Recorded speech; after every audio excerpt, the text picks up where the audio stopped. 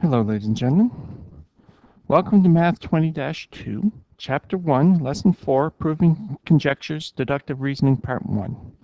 Now the outcomes, we're going to compare using examples inductive and deductive reasoning. We are going to prove algebraically and prove algebraic and number relationships such as divisibility rules, number properties, mental math strategies, or algebraic number tricks. And we're going to prove a conjecture using deductive reasoning, not limited to two-column proofs. Now,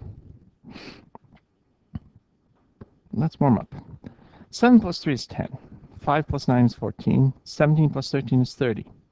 Now, conjecture, or educated guess, the sum of two odd numbers is always odd. So that should be even. My apologies. It's always even. Sorry. The sum of two odd numbers is always even. Can you find a counterexample to this? And here's the problem. You got to start listing equations. So 1 plus 7 is 8. 11 plus 19 is 30. 125 plus 7 is 132. I don't know. Remember last lesson we started doing counterexamples and there was one we couldn't find a counterexample to? But maybe if we listed everything? So, here's the problem. We're doing possible solutions. I want to do a proof. Now that's where a conjecture is thought always to be true. Try that again. When a conjecture is thought to be always true, a mathematical proof is needed to make sure of its validity. Now, I need you to put this in your own words. Now, proof, when a conjecture is thought to be always true.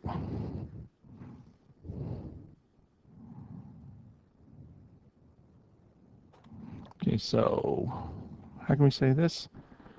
Conjecture is thought to be always true and mathematical proof is needed. Proof. No counterexamples?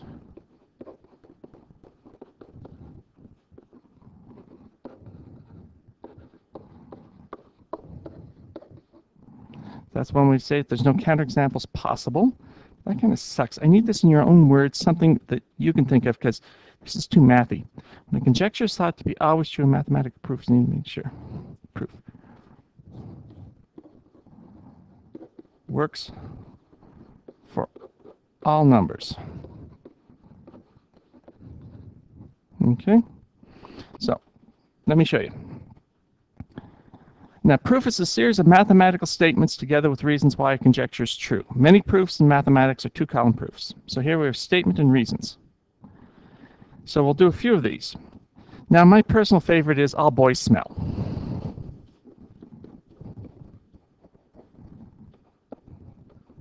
They do. Now, what's the matter with this? Well, it's not a mathematical formula. There's no easy way I can prove it mathematically.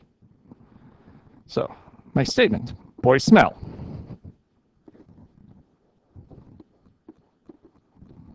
And notice I'm deliberately not doing a mathy one to build up to it.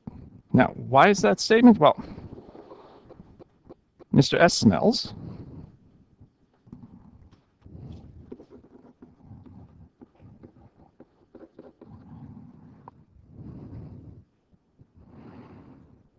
Then we go, okay, many boys smell.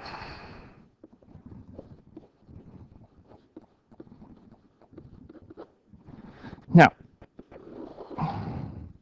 last time I did this, sorry.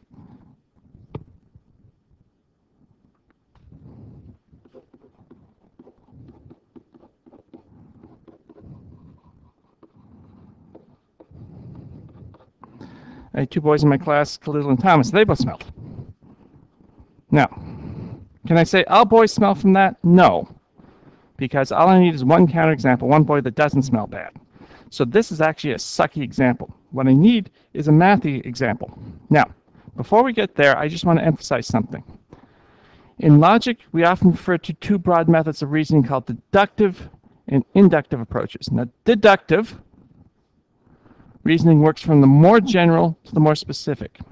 So we go theory,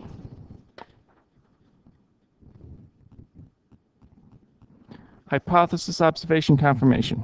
So this is deductive. So sometimes this is informally called the top-down approach. We might begin with thinking up a theory about our topic of interest. All boys smell. Then we narrow that down to a more specific hypothesis that we can test. We narrow it down even further when we collect observations to address the hypothesis.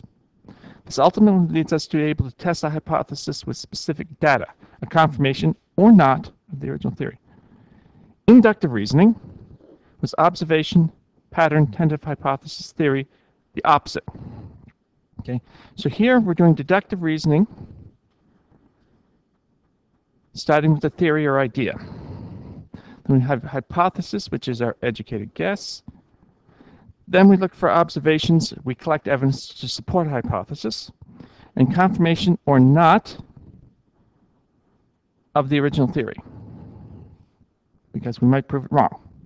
Remember what we need. We need one boy to smell good, doesn't smell bad, to disprove our theory. Now, this being math class, I want to do more mathy things. So, here, let's look at Mr. Pythagoras. Conjecture. In this triangle shown below, the length of side x is 5 centimeters. Okay, we're saying that's 5 centimeters. Now, is that an educated guess? Well, yes. Well, actually, let's do a two-column proof. Now, the first statement would be a squared plus b squared equals c squared. That is Pythagorean's theorem. Sorry.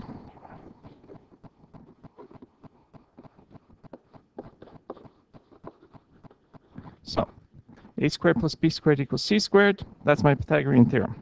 Now, then my second statement would be plugging in the numbers. 3 squared plus 4 squared equals x squared.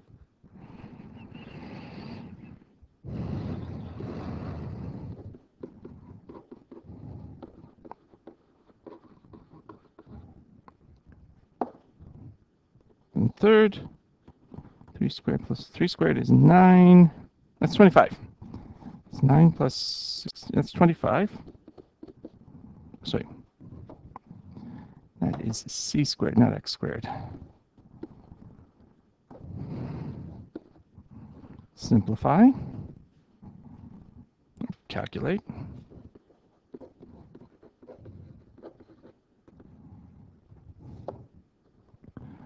And fourth,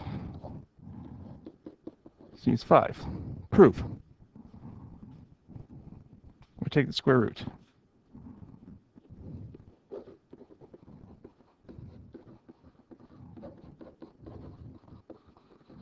So, here I just used a two-column proof to prove that the length of the hypotenuse of that right-angled triangle is 5 centimeters. I should include units.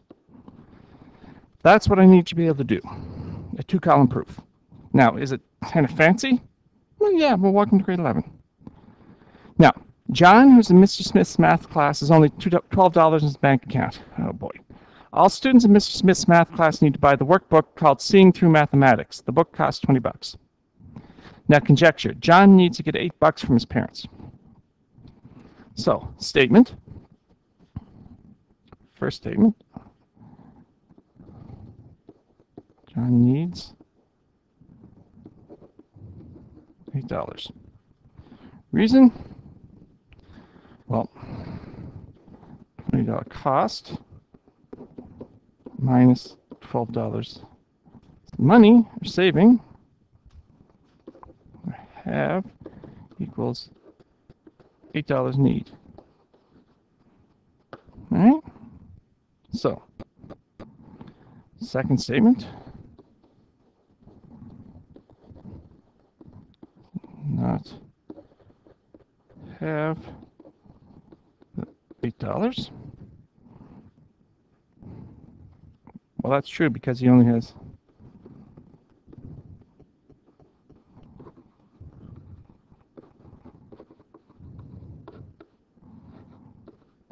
$12. And he needs 20. So the third thing would be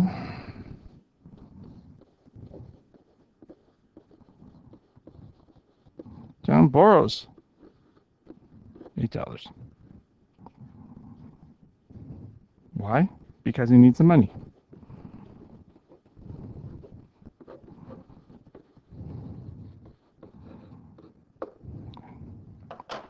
All right, so that is a standard 2-column proof. Now, those are kind of nice ones because we haven't done the mathy stuff yet. We'll leave that for the next video. All right? So, I'm going to pause the video here. I want you to think about this, look at it. If you got it, good luck. Keep on going. Otherwise, shoot me an email.